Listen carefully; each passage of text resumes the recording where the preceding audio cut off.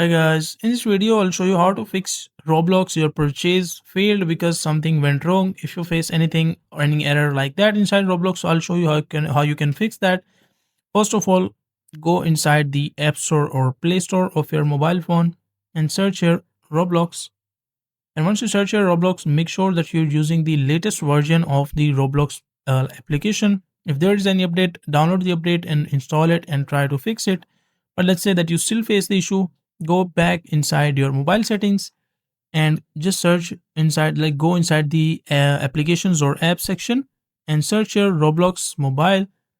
And once you find the Roblox application, make sure to, like in Android, you can clear the cache, clear the storage and try it.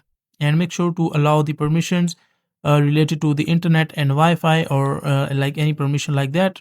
Once you allow the permission, after that try to rerun it and hopefully your problem will be solved. But let's say that you still face the issue. So what you can do is just delete the Roblox mobile application from your mobile phone completely. Once you delete it, reinstall it from your app store or play store, and hopefully that will work. And also make sure that your the time and the date of your mobile phone is correct and present according to it, and hopefully your problem will be solved.